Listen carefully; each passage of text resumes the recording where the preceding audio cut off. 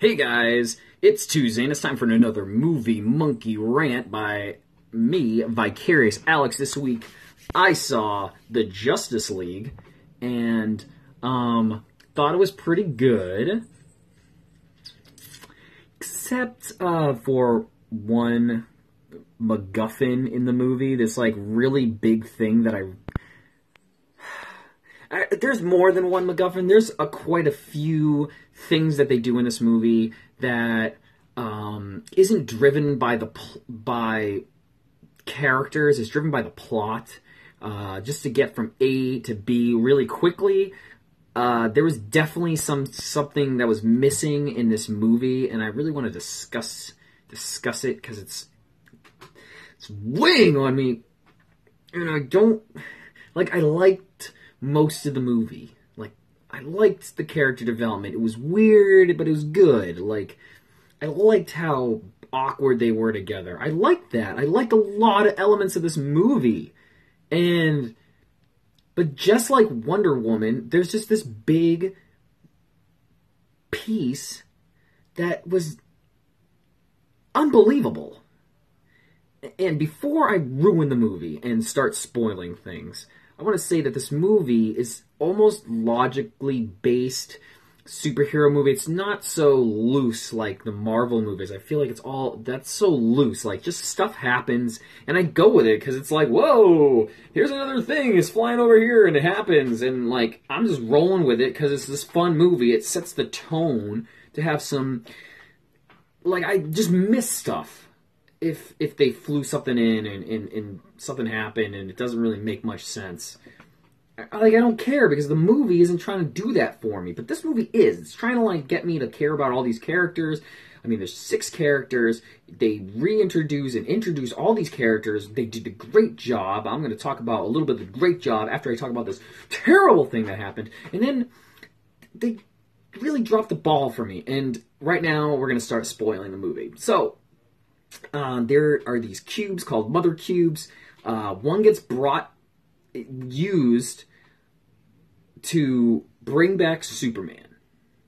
Superman is dead from the last movie.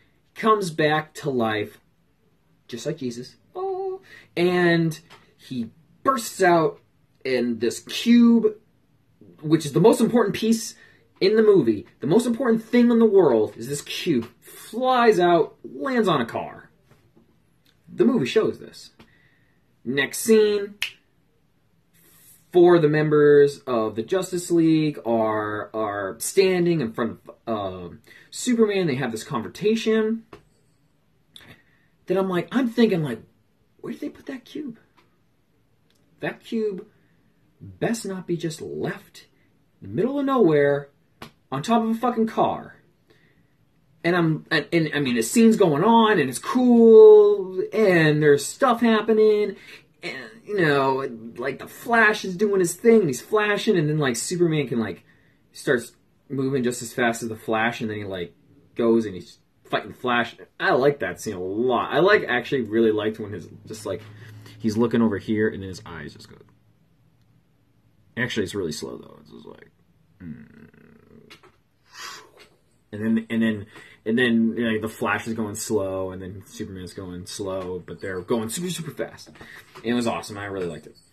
And then Batman shows up, and I'm like, what did Batman do with that cube? Man, like, is it in his trunk? He obviously came pretty late to the party, thought the cube was in his trunk or he walked over. Like, Batman just comes in, strolls in, like, 5 minutes into this fight with Superman. He's just like, hey, Batman, and then Superman's like, do you bleed? And I'm like, okay, some callbacks to last movie, guys, I get it.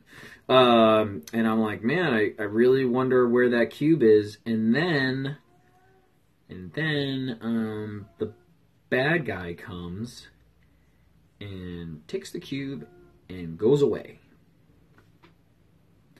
I'm like, what the fuck was that? What are we doing here, guys? And even Aquaman is like, guys, we're all fucked up. I mean, Superman, he's crazy right now, and we lost the cube. Like, we're all gonna die. Like, that's what's gonna happen. And I'm like, yeah, at least one character realized that they lost the cube, I guess, because nobody else was really worried. Like, nobody was like, fuck. Like, I would even have liked the Flash to actually have done that. Just been like, and then, like, cut to the next scene.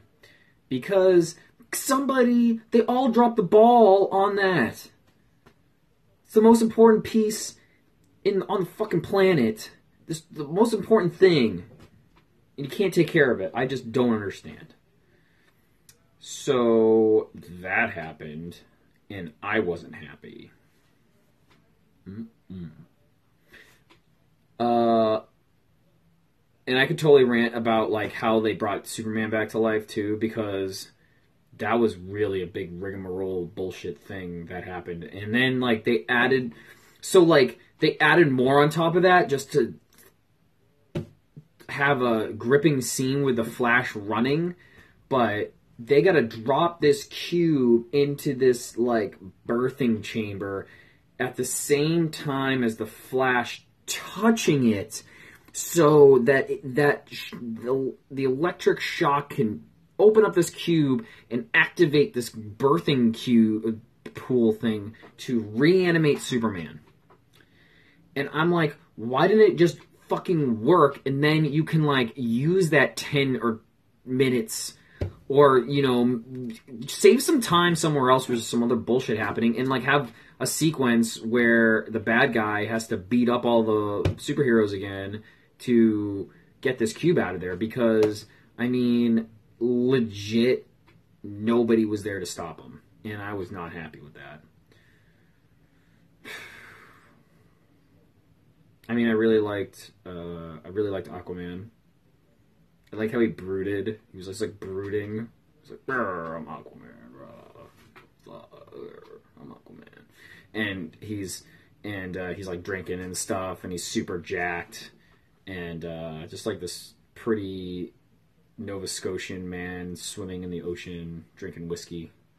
And then he's just like, I guess I gotta go save the planet or something. Brr. And then he like sits on the lasso of truth, and he like starts divulging all of his backstory to people. Well, not his backstory, but his motivations. And I really like that in this movie, because you know, there's so many people, and you gotta like hit all these different motivations. So there's 6 characters that really get a lot of time in what they're doing and their motivations.